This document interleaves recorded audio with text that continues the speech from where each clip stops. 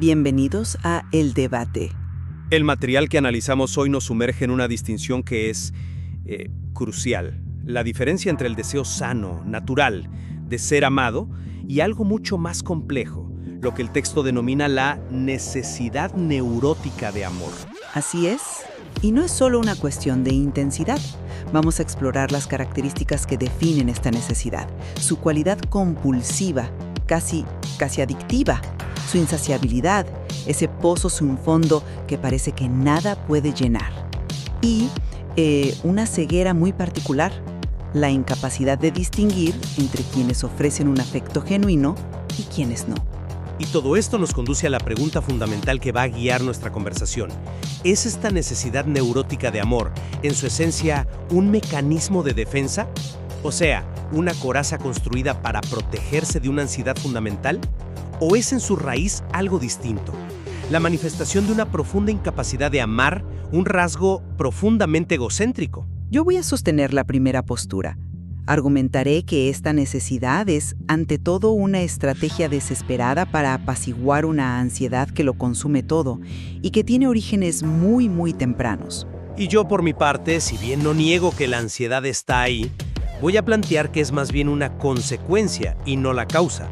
Para mí, el núcleo del problema es una incapacidad estructural para dar amor, un vacío que se intenta llenar exigiendo y, explotando al otro.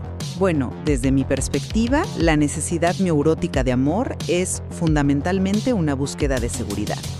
No podemos equipararla al deseo común de afecto. Para la persona con este rasgo, ser amado no es un extra, es una condición de supervivencia emocional.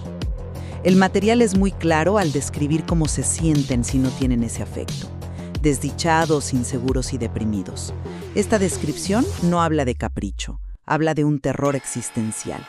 El motor de toda esta maquinaria es el miedo, y la evidencia más poderosa, para mí, es la sensibilidad extrema al rechazo. El texto habla de reacciones de odio intenso ante cualquier indicio, ya sea real o imaginario, de no ser querido. Esto no es un simple enfado, es la reacción de un animal acorralado. Apunta a una herida primaria, a un miedo paralizante. Por eso, conductas como los celos patológicos o la exigencia de exclusividad total, que se resumen en ese «tienes que amarme solo a mí», no surgen de un deseo de poder, sino de un pánico atroz a ser abandonado. Todos los comportamientos que vemos, por más destructivos que sean, son síntomas. Son defensas contra esa ansiedad básica. Un miedo enorme al rechazo que domina todo su mundo interior. Coincido plenamente con la descripción de los síntomas, de verdad. Pero mi diagnóstico sobre la causa raíz es radicalmente distinto. Yo lo veo desde otro ángulo. Es que, para mí, el problema central no es el miedo, sino, y esto lo dice el propio material, la incapacidad de la persona neurótica para amar. Creo que esta es la pieza clave que lo explica todo. Esta incapacidad es la que genera esa necesidad insaciable. Imagina un recipiente con un agujero en el fondo. No importa cuánta agua le eches, nunca se va a llenar. Precisamente porque no pueden generar amor desde dentro, ni darlo, su única estrategia es exigirlo de fuera, de forma compulsiva. El texto es brutalmente honesto cuando señala que estas personas no buscan un afecto recíproco. Lo que quieren es explotar y sacarle el jugo a todo el mundo. Esto nos dice que sus relaciones no son afectivas, son transaccionales. Y la exigencia de un amor incondicional, esa frase de «tienes que amarme, me porte como me porte», no es un ruego buscando seguridad, es la máxima expresión del egocentrismo. Es ver a la otra persona no como un igual, sino como un proveedor de servicios emocionales. Por eso el material sugiere que esta necesidad de amor a menudo es solo una fachada para obtener algo, sea tiempo, dinero, sacrificios. No es una búsqueda de consuelo, es una estrategia de extracción. Esa incapacidad de amar es una consecuencia, no la causa original. Es un mecanismo de defensa que se ha desarrollado. O sea, la persona neurótica no puede permitirse el lujo de amar porque toda su energía psíquica, hasta la última gota, está dedicada a una sola tarea: protegerse de una ansiedad que amenaza con aniquilarla.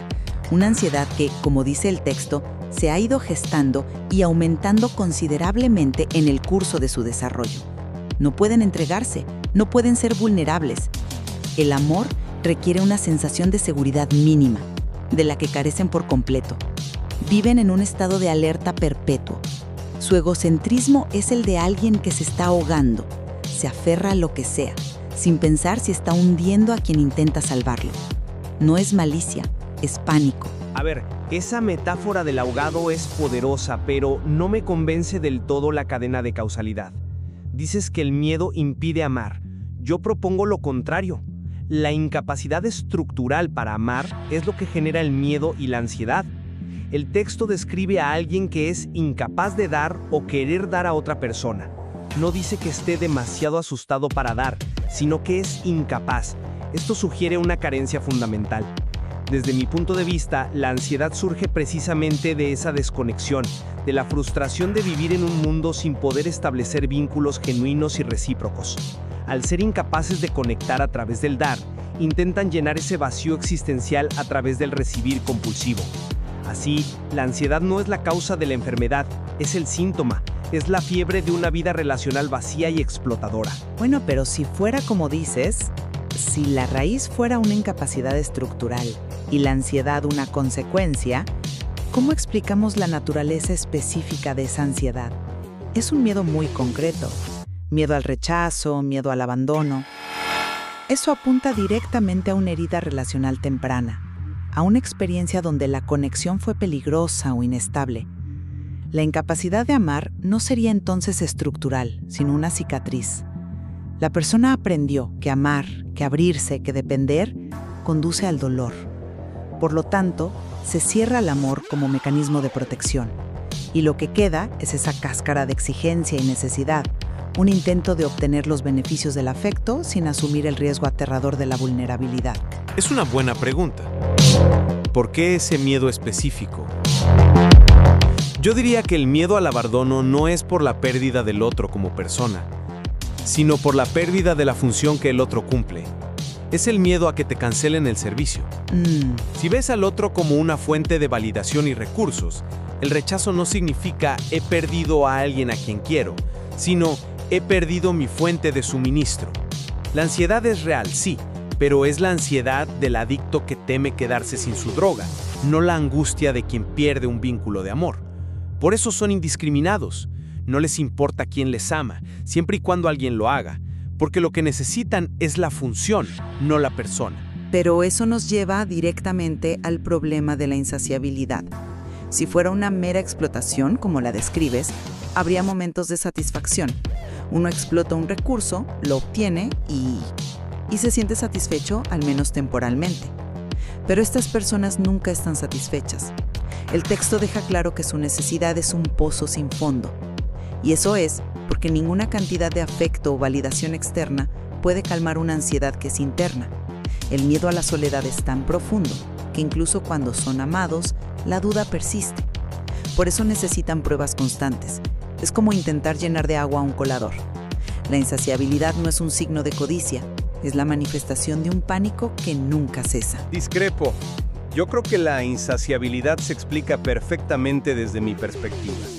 La razón por la que nunca se satisface no es la ansiedad, sino que el amor que reciben no es lo que realmente anhelan. Piden amor, pero lo que buscan es sumisión. Es el sacrificio del otro como prueba de su propio poder y valía.